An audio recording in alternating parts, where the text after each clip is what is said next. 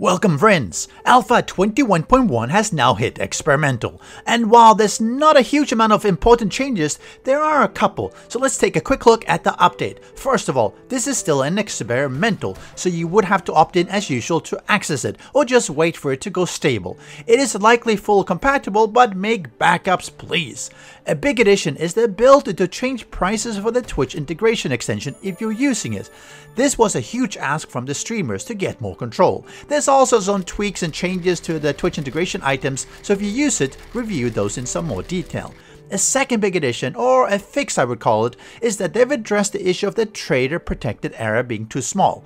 While we have been able to make safe bases at the trader for many years, the 21.0 launch version actually had the trader protected area being one too small on a couple of the sites, which I've highlighted while streaming and mentioned that the Fumpus will just be extending this 1 more meter, 2 more meters, 3 more meters to fix it.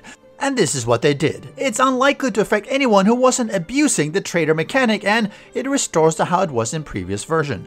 While there also are a bunch of changes overall, most are actually minor tweaks. The one notable change that I noticed and picked up is to gas. It will now show up at traders to purchase and will be less rare of a find in loot, and crafting it yields less.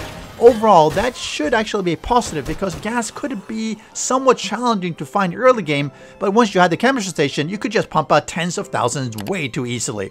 There's a bunch of fixes, but there's nothing that I could see that addresses two of the huge problems I've run into. One being that on the multiplayer servers, zombies would just stop moving and structural integrity for blocks would fail, meaning they float. And that doesn't seem to have been addressed. The second being that double death, where you die, you respawn, and you insta-die once again.